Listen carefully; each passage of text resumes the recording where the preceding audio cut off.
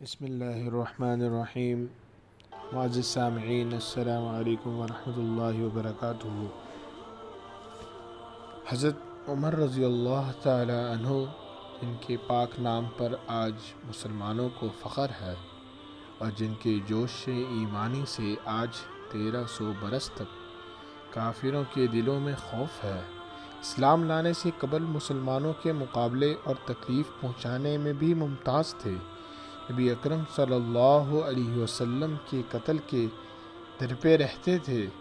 ایک روز کفار نے مشورے کی کمیٹی قائم کی کہ کوئی ہے جو نعوذ باللہ محمد کو قتل کر دے۔ عمر نے کہا میں کروں گا۔ لوگوں نے کہا بے شک تم ہی کر سکتے ہو۔ عمر تلوار لٹکائے ہوئے اٹھے اور چل دیے۔ اسی فکر میں جا رہے تھے کہ ایک صاحب قبیلہ زہرہ کے، جن کا نام حضرت سعد بن ابی وقاص رضی اللہ تعالی عنہ ہے، اور کچھ لوگوں نے اور صاحب بھی لکھے ہیں، وہ ملے حضرت عمر رضی اللہ تعالی عنہ سے۔ انہوں نے پوچھا کہ عمر کہاں جا رہے ہو؟ کہنے لگے محمد صلی اللہ علیہ وسلم کے قتل کے فکر میں ہوں۔ نعوذ باللہ۔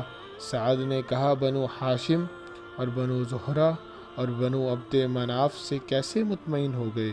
وہ تم کو بدلے میں قتل کر دیں گے۔ اس جواب پر بگڑ گئے اور کہنے لگے معلوم ہوتا ہے تو بھی بے دین یعنی مسلمان ہو گیا ہے، لا پہلے تجھی کو نپٹا دوں۔ یہ کہہ کر تلوار اٹھا لی، سیدھی کر لی، اور حضرت سعد رضی اللہ تعالی عنہ نے بھی یہ کہہ کر کہ ہاں میں مسلمان ہو گیا ہوں، تلوار سنبھالی۔ دونوں طرف سے تلوار چلنے کو تھی کہ حضرت سعد رضی اللہ تعالی عنہ نے کہا پہلے اپنے گھر کی تو خبر لے، تیری بہن اور بہنوئی دونوں مسلمان ہو چکے ہیں۔ یہ سننا تھا کہ غصے سے بھر گئے اور سیدھے بہن کے گھر گئے۔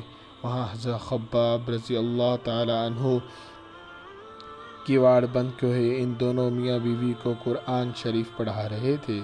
حضرت عمر رضی اللہ تعالی عنہ نے کیواڑ کھلوائے۔ ان کی آواز سے حضرت خباب رضی اللہ تعالی عنہ تو جلدی سے اندر چھپ گئے، اور وہ صحیفہ بھی جلدی سے باہر ہی رہ گیا جس پر آیات قرآنی لکھی ہوئی تھی۔ ہمشیرہ نے کیواڑ کھولے۔ حضرت عمر رضی اللہ تعالی عنہ کے ہاتھ میں کوئی چیز تھی جس کو بہن کے سر پر مارا، جس سے سر سے خون بہنے لگا، اور کہا کہ اپنی جان کی دشمن تو بھی بددین ہو گئی۔ اس کے بعد گھر میں آئے اور پوچھا کہ کیا کر رہے تھے اور یہ آواز کس کی تھی؟ بہنوئی نے کہا بات چیت کر رہے تھے۔ کہنے لگے کیا تم نے اپنے دین کو چھوڑ کر دوسرا دین اختیار کر لیا؟ بہنوئی نے کہا کہ اگر دوسرا دین حق ہو تب۔ یہ سننا تھا کہ ان کی داڑھی پکڑ کر کھینچی اور بے تحاشا ٹوٹ پڑے اور زمین پر گرا کر خوب مارا۔ بہن نے چھڑانے کی کوشش کی تو ان کے منہ پر ایک تماچا بہت زور سے مارا کہ خون نکل آیا۔ وہ بھی آخر عمر ہی کی بہن تھی۔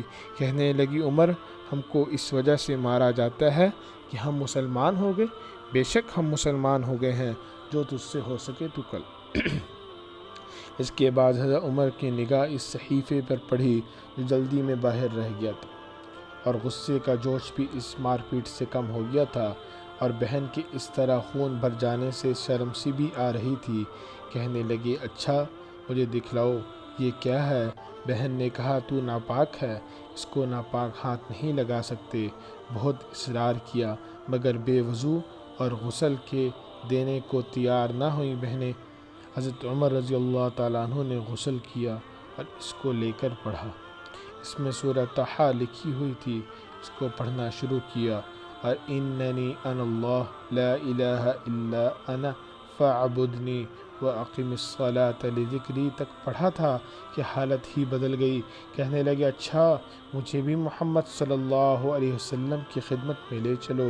یہ الفاظ سن کر خباب رضی اللہ تعالیٰ عنہ اندر سے نکلے اور کہا اے عمر تجھے خوشخبری دیتا ہوں، کل شبہ میں حضور اقدس صلی اللہ علیہ وسلم نے دعا مانگی تھی کہ یا اللہ عمر اور ابو جہل میں جو تجھے زیادہ پسند ہو اس سے اسلام کو قوت عطا فرما۔ یہ دونوں قوت میں مشہور تھے۔ معلوم ہوتا ہے کہ حضور صلی اللہ علیہ وسلم کی دعا تمہارے حق میں قبول ہوگی۔ اس کے بعد حضور صلی اللہ علیہ وسلم کی خدمت میں حاضر ہوئے، جمعے کی صبح کو مسلمان ہوئے۔ ان کا مسلمان ہونا تھا، کفار کے حوصلے پست ہونا شروع ہو گئے، مگر پھر بھی یہ نہایت مختصر جماعت تھی۔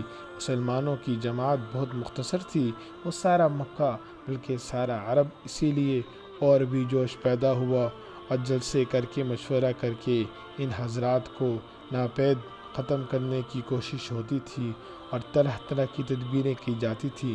تاہم حضرت عمر رضی اللہ تعالیٰ عنہ کے اسلام لانے سے اتنا تو ضرور ہوا کہ مسلمان مکے کی مسجد میں نماز پڑھنے لگے۔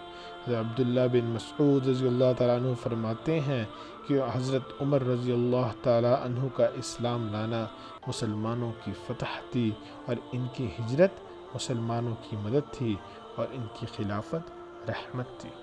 وآخر الدعوانا ان الحمد للہ رب العالمین۔ السلام علیکم ورحمۃ اللہ وبرکاتہ۔